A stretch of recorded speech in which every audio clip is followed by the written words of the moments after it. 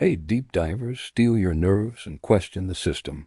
Today, we're confessing the harsh truths in The Litigators, John Grisham's 2011 legal thriller that exposes Big Pharma's deadly greed, ambulance-chasing desperation, and a David versus Goliath courtroom brawl for justice. If you haven't read this high-stakes lawsuit, beware major spoilers ahead.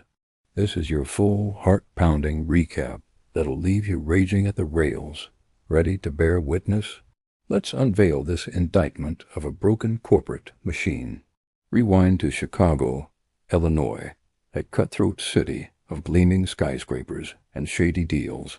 David Zinc, a burned-out associate at corporate law giant Rogan Rothberg, snaps under the soul-crushing pressure of 100-hour weeks and ethical voids. On a random Tuesday, he ditches his corner office, gets blackout drunk, and stumbles into the scrappy boutique firm Finley and Fig. This is home to two bottom-feeding lawyers, Oscar Finley and Wally Fig, who chase ambulances, divorce cases, and any quick buck. Desperate for any warm body, they hire David on the spot. Meanwhile, Wally sniffs a jackpot. Creox, a cholesterol drug from pharma behemoth Varick Labs, linked to heart attacks and deaths. He rounds up plaintiffs from funeral homes, hyping a massive class action suit. David, hungover but intrigued, dives in uncovering Varick's suppressed studies and rigged trials. The trio files the lawsuit, but chaos ensues.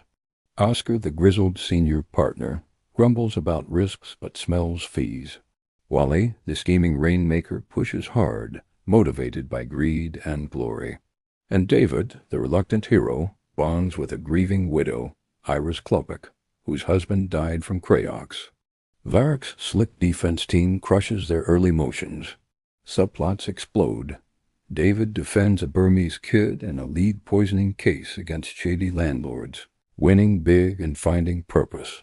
Wally's Creox hype backfires when FDA leaks debunk the drug's dangerous plaintiff bail. Wally spirals into addiction and rehab, and Oscar suffers a heart attack mid-trial. In a nail-biting federal courtroom showdown, David, now lead counsel, exposes Varick's fraud with leaked emails and whistleblowers.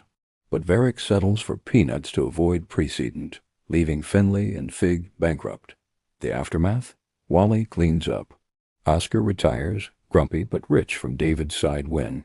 David quits for a nonprofit, marrying his bar hookup and embracing real lawyering. Varick skates with minor fines, burying more secrets. Grisham pulls no punches in this anti-corporate satire, highlighting a frantic build to a bittersweet verdict. What an unflinching expose. Now, let's interrogate the impulses. David Zinc? He's all about escape and redemption. He flees soul-selling drudgery, driven by a moral awakening and empathy for victims like Iris. Wally Fig embodies reckless ambition, twisted by delusion.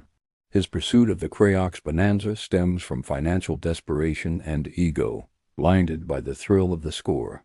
Oscar Finley? He's pure pragmatic survival. He's propelled by decades of hard-knocks cynicism, but ultimately evolves from skepticism to quiet pride and underdog triumphs. Iris Klopek is fueled by grief and a quiet resolve. As lead plaintiff, she's motivated by love for her late husband and a demand for accountability.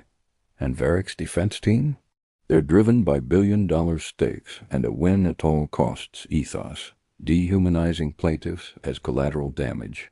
Grisham masterfully contrasts these motivations: redemption versus exploitation, principle versus profit crafting, a damning portrait of how personal drives fuel systemic corruption. If this recap convicted your conscience, smash that like button, subscribe for more deep dives, and drop in the comments. What's your sentence on Big Pharma accountability?